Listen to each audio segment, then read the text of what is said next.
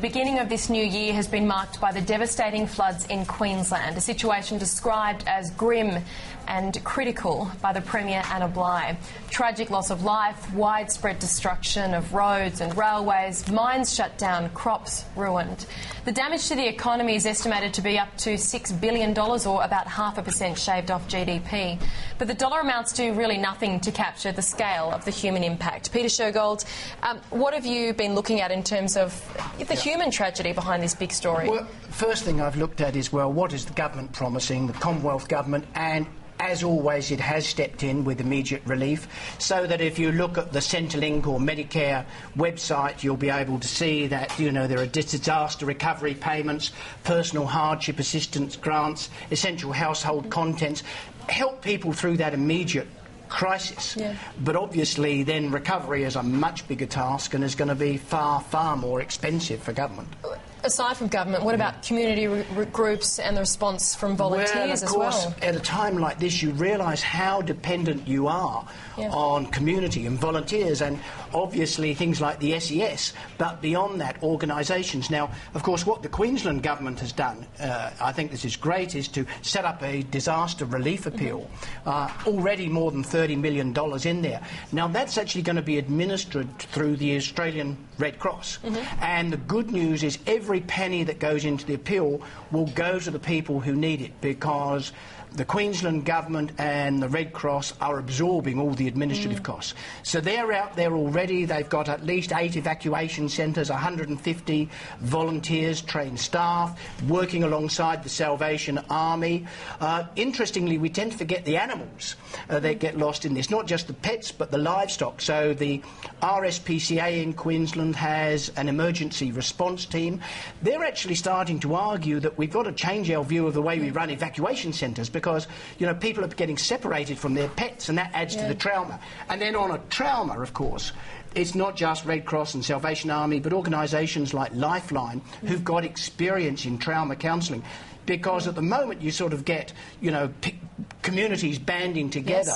But in a day or two, a week or two, when you have to start clearing up, at that stage is often the trauma and of the situation really sinks in. It's interesting because I was listening to a Red Cross psychiatrist saying that, yes, now you get the survival mode and everyone talks about the community spirit, you get on with it, you make phone calls, you talk to your insurance company, but it's as even the months or the year wears on where the emotional impact actually comes into play of realising what's gone on, and you can only imagine that then down the line increases the demand for the kind of services that Lifeline... And that's why services like Lifeline become so important. And the good thing is, I suppose, that we are used to these disasters.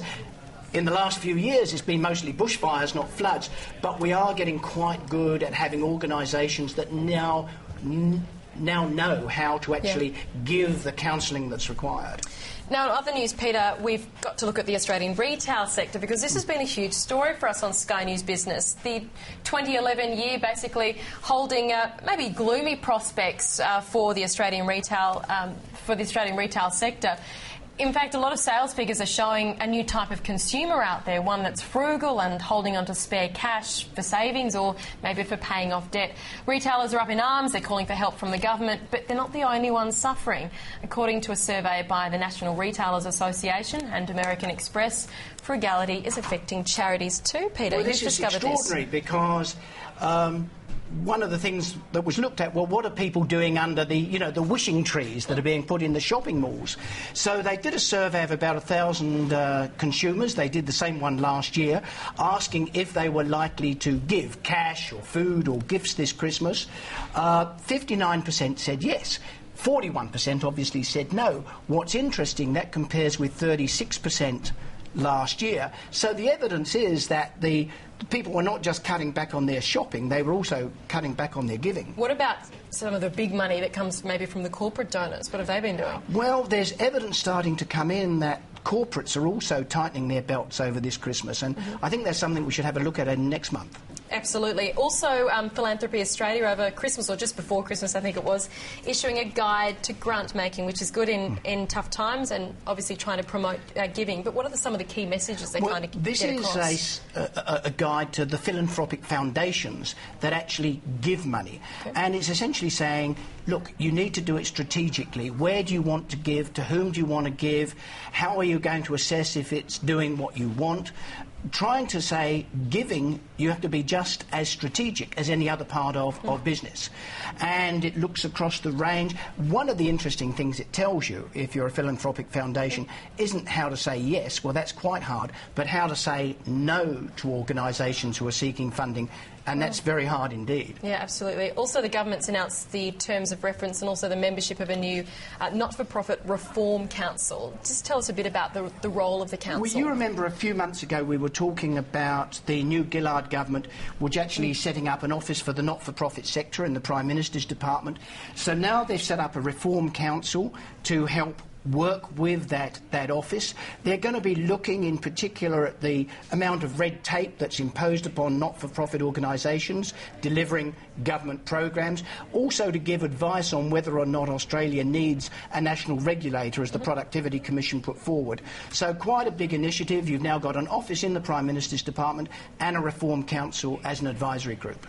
Do you get traction in 2011 on this? Does this move very quickly now? I know you lobbied for it for many years. Yeah, I think it will. The fact that you've now got it established, they've appointed 12 people. The chair is Linda Lavache, who's very influential from the Australian Centre for Philanthropic and Non-Profit Studies.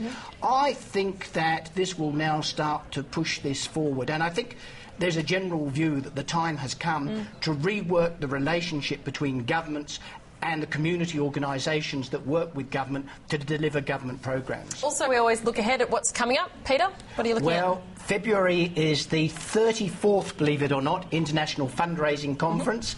Theme is Be Inspired, and it's a 4-day conference about all aspects of philanthropy on fundraising, bequests, gifts, direct marketing and so on. Also, budding photographers and filmmakers, listen up, because today on 11/1/11 we're looking forward to 11/11/11, if you can get that, because a worldwide 11/11 project's being launched to encourage everyone with access to a film, video, digital phone or web camera to capture a day in their life on the 11th of November this year. Money raised will go to charities that are helping to achieve the United Nations Millennium Goals of fighting poverty, hunger and disease. You can get the details from our website. Next issue, February, we've got Peter Kelly of Nestlé's coming in and Ian Gill from EcoTrust.